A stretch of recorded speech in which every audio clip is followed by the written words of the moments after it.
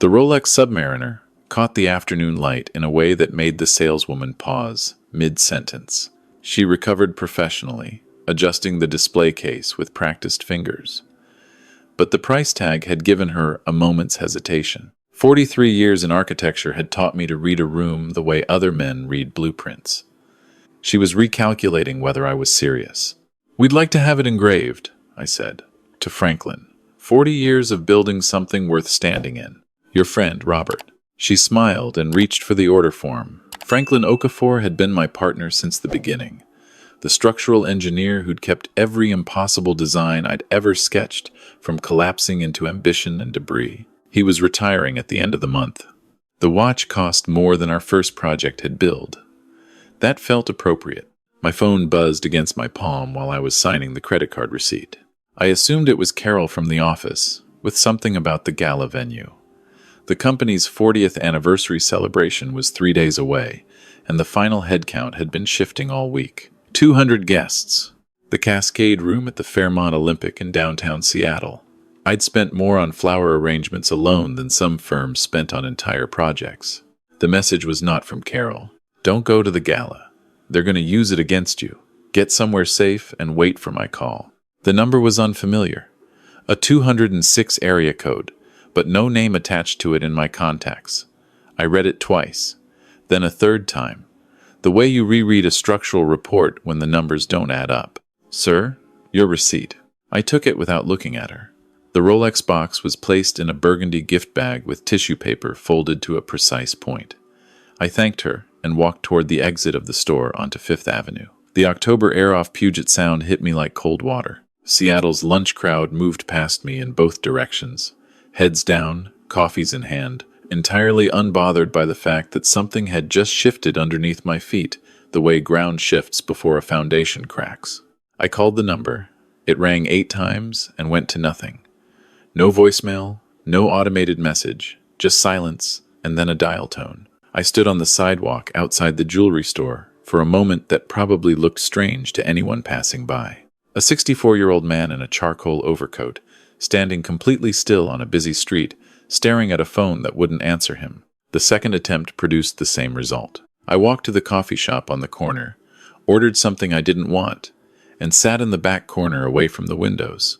The gift bag sat on the table beside my coffee, like a piece of evidence at a scene I hadn't processed yet. I tried the number a third time. Still nothing. My logical mind ran through the reasonable explanations first. A wrong number. Someone testing a new phone. A prank from one of the junior architects at the firm who thought themselves clever. But the word they sat in the center of that message, like a load-bearing column. Whoever sent it knew about the gala, knew enough to use it as a reference point, knew my number. I drove to the Fairmont and paid for a room. The decision happened the same way most of my important ones did, not through deliberation but through instinct arriving fully formed. 43 years of reading, people across negotiating tables had given me a reliable alarm system. Something in that message had tripped it. I couldn't explain the logic to anyone who asked, but the same instinct had kept me from signing 3 contracts over the years that my lawyers had cleared and my gut had rejected. All 3 of those firms had later dissolved in litigation. Room 1204 had a view of Elliott Bay. The water was gray and flat in the fading afternoon light. I set the Rolex box on the nightstand and ordered room service I didn't eat, then sat in the chair by the window and called the number again at 7. At 8:30. At 10. At 10:57, my phone rang. I answered before the first ring finished. Robert Marsh. The voice was careful, measured, like someone speaking quietly in a room where they didn't want to be overheard. I placed it immediately, the way you place a song from the first 3 notes. The voice had been in my conference rooms for 11 years before it wasn't. Marcus. I said the name the way you acknowledge a ghost you hadn't quite believed in until it appeared in front of you. Marcus Webb, senior project architect. The man I'd had to let go 6 years ago when the recession carved through our client list and I'd been forced to cut 12 positions. It had been the hardest thing I'd done in the history of the firm. Marcus had been more than a senior architect. He'd been the kind of employee who made the place run, who stayed until midnight not because I asked, but because he cared. I had given him 3 months severance and a reference letter I meant every word of. He had shaken my hand, thanked me with more grace than I deserved, and walked out of the office for the last time. I had not heard from him since. "I'm sorry for the way I did this," he said. "The anonymous messages. I needed to be certain before I said anything. I almost didn't call at all." The bay water reflected the city lights below me. "Where are you, Marcus?" "It doesn't matter where I am. What matters is what I heard 2 nights ago." He paused. "I was at Canlis, client dinner. The booth behind us. I wasn't trying to listen, Robert. But when someone says a name you recognize, you hear it whether you want to or not." I reached for the hotel notepad on the desk. Old habit. Documentation was the language my industry spoke, and I was fluent in it. "Tell me exactly what you heard." "Your son." He stopped again, and the weight of that pause told me everything I needed to know about how much he hadn't wanted to make this call. Daniel and his wife. They were talking to a man I didn't recognize. Older, glasses, blue suit. They called him Gerald Hoover, my estate attorney for the past 9 years. They had documents, Robert, physical papers. I could see them pass things across the table. Daniel was explaining something about a power of attorney, that it would give him full authority over your financial and business decisions if a physician certified that you were experiencing cognitive decline. Another pause. Vivian said she had 2 doctors who would cooperate. She used that word, cooperate. I wrote the word down, the pen pressed deeper into the paper than it needed to. Gerald was advising them on the process. He mentioned that once the power of attorney was activated, transferring ownership of Marsh Architecture would be straightforward.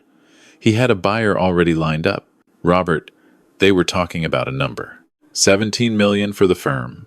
My hand stopped moving across the notepad. Marsh Architecture Group's last independent valuation had placed us at $31 million. I had commissioned that report myself 14 months ago in preparation for a potential expansion partnership that had never materialized. Whoever was buying the firm for 17 million was getting a gift. And whoever was pocketing the difference between that number and the real value was planning something more elaborate than a simple sale. "The Gala," I said. "They mentioned it specifically. Vivian said it would be the perfect setting. 200 witnesses to your confusion. Gerald suggested having the evaluation scheduled for the following week, while the impression was still fresh." I set the pen down. Outside the window, a ferry was crossing the Sound, its lights steady and indifferent against the dark water. "Marcus, why are you doing this?" After the way things ended. His answer came without hesitation, which told me it had been ready for a while. "Because you shook my hand. You didn't have to do that. A lot of the other partners just sent termination letters through HR. You sat with me for an hour, and you shook my hand, and you looked me in the eye." He cleared his throat. "I've got a family, Robert. I know what it means when someone tries to take what you built." We spoke for another 40 minutes. I filled 4 pages. The conversation Daniel and Vivian had conducted over a $100 entree at one of Seattle's finest restaurants had been thorough. They had been planning this since at least the spring, which meant the timing aligned with something that had nagged at me for months without context. Daniel's increasing interest in the firm's contracts. His casual questions about client retention rates and real estate holdings and what I thought the market would pay for an established architectural practice. Questions I had taken as the natural curiosity of a son finally becoming interested in his father's work. What they had been was reconnaissance. I thanked Marcus and told him I would be in touch. After the call ended, I sat with the lights off in the hotel room for a long time, watching the ferry make another crossing. My wife Ellen had loved those ferries. She used to say you could judge the character of a city by what it built to connect its people to each other. She had been gone 3 years this December, and I had spent most of that time trying to honor what she built by taking care of what we'd left behind together. My son had been at her bedside in the hospital. He had cried when she died. I had put my arm around him in the parking garage afterward and told him we would get through it together. I drove home the next morning, arriving at the house in Medina just before noon. The house where Daniel had grown up. The house where his mother had planted the Japanese maple in the front yard that was turning red-orange in the October sun. I unlocked the front door with deliberate slowness and stood in the entry hall for a moment, composing the performance I was about to give. "Dad?" Daniel's voice from the kitchen. We've been trying to reach you. Your phone went straight to voicemail last night. Did it? I checked my pockets with exaggerated uncertainty. I must have let the battery die again. You know how I am. He appeared in the hallway. 35 years old, my wife's cheekbones, my stubbornness, and something behind his eyes that I was now reading with entirely different software. Where were you? I stayed downtown. The drive back at night has been harder lately. I let my voice trail off with a slight vagueness, the kind that a concerned son might catalog. The lights from the other lanes seem brighter than they used to. Daniel put a hand on my shoulder. Dad, we've been talking about that, actually. Vivienne and I. We think maybe it's time to consider... Is Vivienne here? In the living room. I followed him with the slightly shuffling gait of a man who was uncertain of his footing. My phone was recording from my breast pocket. I had checked the audio quality in the hotel bathroom before leaving, speaking test sentences into it at various volumes. The clarity had been excellent. Vivienne stood when I entered the room. She was 32, polished in the way that required consistent effort, and she had always treated me with a particular brand of warmth that I had taken as genuine affection. Seeing her now was like finding a hairline fracture in a wall you'd assumed was load-bearing. The warmth was still there. The craftsmanship of it was, if anything, impressive. Robert, we were so worried. She crossed the room and embraced me. I let myself accept it stiffly, like a man who was touched by the gesture but slightly confused by the emotion of the moment. That I'm sorry to worry you.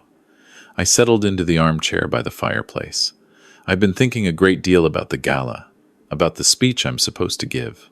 I keep losing track of what I want to say. I pressed a finger to my temple. Ellen used to help me with speeches. I don't know that I remember how to give one without her. The look that passed between Daniel and Vivienne lasted less than 2 seconds. I spent my career reading the geometry of spaces, the angles of light, the weight of what was unsaid in a room. I caught it. You don't have to give a long speech, Vivienne said gently. A few words. Let us help you plan it. Actually, Daniel said, sitting on the couch across from me, we wanted to talk to you about the gala and about the firm. He leaned forward, elbows on his knees, a posture I recognized as practiced sincerity. Dad, you've built something incredible. 40 years.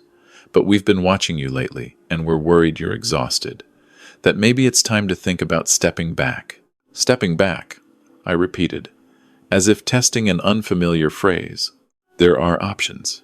Vivienne sat beside Daniel. Ways to ensure the firm continues to thrive while you get the rest you deserve. Daniel has been learning the operations. He understands the client relationships better than you might think. You've been learning the operations? I looked at my son with manufactured wonder. When did you become interested in architecture? It's always been important to me, Dad. Everything you built. He smiled with extraordinary ease. I've actually been in touch with some people who could help take the firm to the next level. Serious investors. People who see the value in what you've created. How much value? I asked, with the guileless curiosity of a man asking what an antique clock is worth. Significant. We're talking life-changing numbers, Dad. Enough that you would never have to worry about anything again. I nodded slowly, looking at the fireplace. Your mother always said, I work too hard. The sentence was completely true and served a purpose entirely different from grief. Maybe you're right. Maybe it is time for someone younger to take the wheel. Vivienne reached over and took my hand. We love you so much, Robert. We just want to make sure you're protected. There's also, Daniel said, after a brief hesitation, the question of your health. Not that anything is wrong. But at your age, it makes sense to have certain things in place. Legal protections. Documents that ensure your wishes are carried out even if he stopped, as if catching himself being too forward. Even if I can't speak for myself, I finished, with the resigned acknowledgement of a man who had thought about his own mortality and made a kind of peace with it. Exactly. The relief in his voice was the most honest thing he'd said since I entered the room. I let the silence settle like concrete. I'll think about all of this, I said finally, rising from the chair with the careful movements of a man who was not entirely sure of his own balance. Right now, I think I need to rest before tonight. In my study, with the door closed, I sat at my desk, and stared at the shelves of architectural journals and project photos that lined 3 walls. Ellen at the groundbreaking of the Harborview Clinic we designed in 1998. Franklin and me on the roof of the East Side Tower in 2007. 40 years of buildings that were still standing because we built them to last. My hands were completely steady. They had not shaken once during the performance. I picked up my phone and called James Whitfield at Whitfield Investigative Services. I had used James once before, 7 years ago, during a contractor fraud case that had nearly cost us a federal contract. He was meticulous and discreet, and he answered on the second ring. "James," I said, "I need comprehensive financial background on 3 people. My son Daniel Marsh, his wife Vivian Park Marsh, and Gerald Hoover of Hoover Estate Law. Rush rate, and I mean rush." I also called Lawrence Brennan, a litigation attorney I knew through the Chamber of Commerce and had never had reason to hire. I told him I needed to see him that afternoon. He cleared his 3 o'clock. The meeting with Lawrence lasted 2 hours.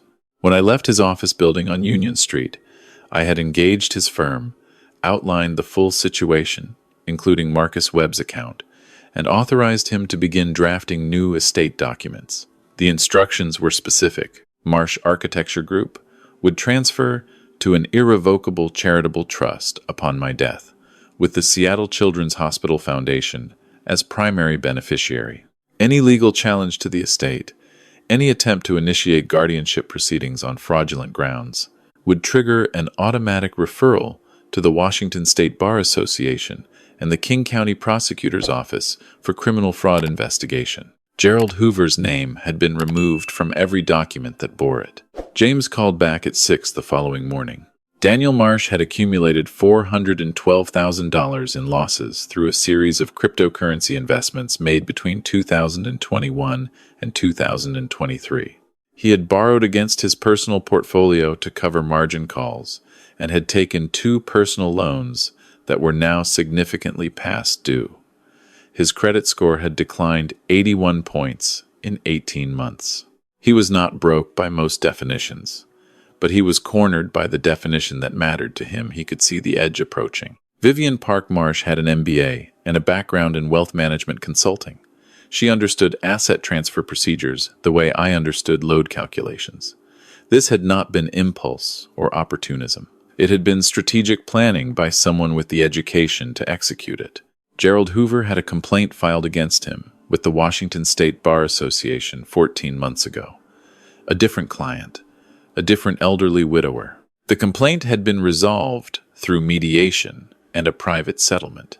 No public censure, no record most people would find without knowing where to look. I read the report twice at my desk, ate breakfast alone, and spent the morning reviewing my notes from Marcus's call and the recordings from my living room. The audio was clean. Daniel's voice discussing investors. Vivian mentioning that my driving difficulties would resonate with a judge. Daniel's reference to a physician evaluation the following week.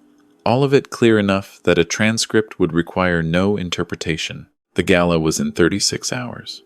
I called Carol at the office and told her to add 42 names to the guest list. Former clients, 2 former mayors, the editorial director of Seattle Magazine who had written our 40th anniversary profile, partners from 6 allied firms, and every retired architect I had kept in contact with since the 1990s. I told her to arrange for additional audio equipment, a second wireless microphone, and a direct line to the AV board for my phone. Also, I said, please add Marcus Webb to the list. He may decline. If he does, respect that. But I'd like him to know he has a seat. There was a brief pause. Marcus Webb? From the firm? Yes. I didn't explain further. That evening at dinner, Daniel mentioned again that perhaps the gala speech should be kept brief. I was looking tired, he said. Vivian suggested I let her read over whatever I'd prepared to make sure it flowed well. I thanked them both and said I had everything under control, that I'd been working on the speech for weeks, that I wanted it to be the kind of thing people remembered. Daniel's hand paused over his water glass for just a moment before he picked it up. The night before the gala, I sat in my study until 2 a.m, organizing the evidence with the precision I had once applied to building specifications. Documents in order, recording cued to the relevant sections, notes, In sequence, Lawrence had confirmed that the new estate documents were signed, witnessed, and filed. The firm's operating agreement had been updated with Franklin's knowledge, under strict confidence, to include a provision that any ownership transfer required board approval from 3 current partners. Daniel's name appeared nowhere in the governance structure. I had also called Franklin. The conversation was the hardest one I'd had since Ellen's last night in the hospital. Franklin had been silent for a long time when I finished. When he finally spoke, his voice was controlled in the way that meant he was managing something that would otherwise be unmanageable. "What do you need from me?" he asked. "I need you to be there," I said. "And I need you to know the truth before I tell anyone else." The Fairmont Olympics Cascade Room had been transformed by Carol and the event staff into something that genuinely moved me when I walked in early to review the setup. 40 years of the firm's work documented in photographs along the walls, architectural models under glass, a timeline of projects that traced Seattle's changing skyline. 200 chairs around tables dressed in white and gold. The room smelled like fresh flowers and old money, and it looked exactly like what it was supposed to be, a celebration built to last the night. The AV technician, a young man named David, confirmed the microphone setup and showed me how to connect my phone to the room's main speakers. I tested it quietly in the corner, playing 30 seconds of audio. My voice filled the room with a clarity that required no imagination. "Perfect," I told David. "The speech I'm giving tonight is very important. I need every word to reach every corner." Guests arrived through the early evening, the volume in the room rising with the champagne service and the pleasure of old colleagues reunited. I moved through the crowd with the warmth I genuinely felt for most of the people in it. 2 former mayors, 6 clients whose buildings were still being occupied and maintained and loved. Franklin, who shook my hand and held it for a moment longer than a handshake required. His wife, Diana, who kissed my cheek and whispered that she was proud of me, though she didn't yet know for what. Daniel and Vivienne arrived at 7. He was in a dark suit that was clearly new for the occasion, and she wore a dress that suggested she had thought carefully about being photographed. They worked the room with comfortable ease, and I watched them from across the space, and understood for the first time how long the performance had been running. Not days or weeks, longer than that. Patient, practiced, convinced they knew exactly how this evening would end. I noticed Marcus near the back of the room an hour into the evening. He had aged well, the way people do when they find meaningful work and stick to it. He caught my eye across the crowd and gave me a small, careful nod. I returned it. The dinner service was excellent. I ate without tasting it, monitoring the time, reviewing my notes for the final time in the privacy of a stall in the men's room. The documents were in my interior jacket pocket. The recording was ready on my phone. My hands remained steady. When the wedding coordinator, who had, in this context, become the event director, touched my shoulder and asked if I was ready, I told her I was. I rose from the head table and accepted the wireless microphone. The room quieted with the natural deference of 200 people who recognized a moment and gave it space. Expectant faces, champagne glasses raised. The warm readiness of people who had come to celebrate and expected nothing but warmth in return. Franklin watched me from his table near the front. He was the only one in the room who knew what was coming. His expression was composed and steady, the way you look when you've spent a career building structures that need to hold. "Ladies and gentlemen," my voice moved through the room with a clarity I felt in my chest. 40 years ago, I drew the first blueprints for what would become Marsh Architecture Group on a rented desk in a shared office on 2nd Avenue. The space was 200 square feet and smelled like someone else's coffee. I had 1 drafting table, 1 assistant, 1 client, and the absolute conviction that I could build something worth standing in. I paused and looked at the photographs on the walls around us. What I didn't know then, and what it took me many years to understand, is that the thing most worth building is not a structure. It's trust. It is the thing no blueprint can fully describe, and no contractor can manufacture. It either exists in the foundation of what you build together, or it doesn't exist at all. I pulled the phone from my pocket. The connection icon appeared on the small screen as the AV link engaged. I saw Daniel shift in his chair. I had planned to say a few more words of introduction, but looking at the room, At the faces of people who had believed in the same thing I had believed in for 4 decades, I decided to let the evidence speak first. I pressed play. The sound that filled the room was Daniel's voice, captured with complete clarity in my living room 3 days earlier. The words carried without distortion to every corner of the Cascade room. The investors are ready as soon as we have the power of attorney activated. Gerald says the competency evaluation is the cleanest path. Once we have the medical certification, the transfer takes 72 hours. Then, Vivienne's voice, 200 people at the Gala. He'll say something confused. Or we can ensure there's an incident. Gerald says, the impression is what matters for the judge. The room did not go immediately loud. It went immediately still, the way a building goes still in the first second of a seismic event, before the shaking begins. I pressed pause. My son is here tonight with his wife, and I'd like them to know that I played the role they wrote for me with, I believe, considerable commitment. The confused old man who misplaced his phone, who was troubled by nighttime driving, who couldn't remember how to give a speech without his wife. I added a small thing of my own. I've been working on this speech for weeks. I have, in fact. Just not the speech they expected. I held up the manila folder.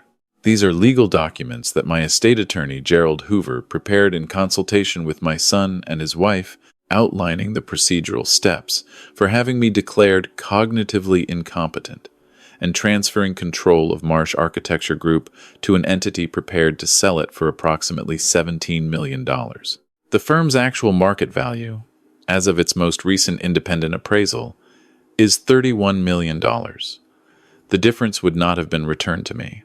The shaking had started. Voices across the room, chairs moving, someone standing near the back. At the head table, Daniel was on his feet, his face a color that had no name in any color system I knew. "This is a medical emergency," he said loudly, his voice cracking at the high end. "My father is confused. He is having an episode. Please, everyone, please." I turned to look at him with complete calm. "Daniel, I've been a licensed architect for 41 years. I currently hold certifications in structural load analysis, sustainable design, and historic preservation. Last month I passed the annual cognitive screening my physician requires as part of standard preventive care for men in my age bracket. I scored in the 94th percentile. I have the report here as well, if anyone would like to review it." I placed it on the table beside the folder. "What you are witnessing is not confusion.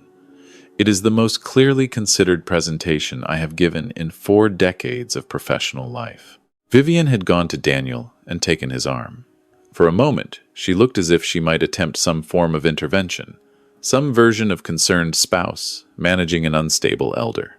Then she looked at the room, at 200 faces that had watched a recording play in real time, and she sat down. I turned back to my guests. "To all of you who came tonight to celebrate 40 years of work I am genuinely proud of, I want you to know that this firm will continue.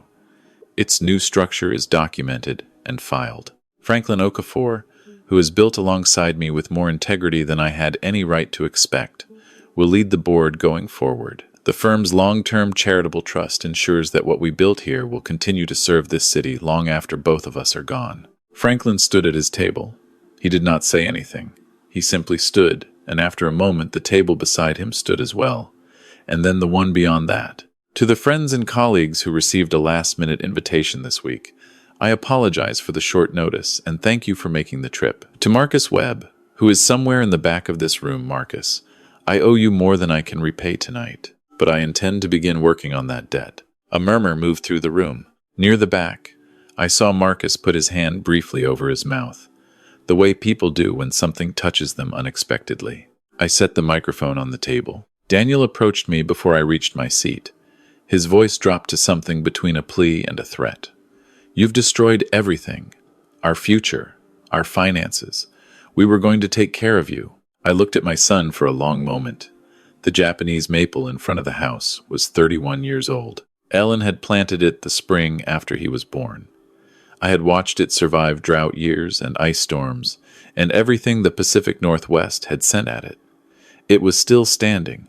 "I built this firm from a rented desk," I said quietly. I raised you in the house your mother and I paid for together. I paid for your education and your wedding and your first car. At no point in 40 years did I ask you to take care of me. I picked up the gift bag from the table. I asked you to be someone worth trusting. That's the only inheritance that matters, and I can't leave it to you. You either earn it or you don't. I walked away. The remaining hours of the evening were not festive, but they were not without grace. A number of guests left immediately. A number stayed. Former clients approached with a warmth that was partly sympathy and partly the genuine regard of people who had seen what they needed to see to decide what they thought of a man's character. Franklin embraced me near the entrance with the directness of someone who has built things alongside another person long enough that words become a secondary language.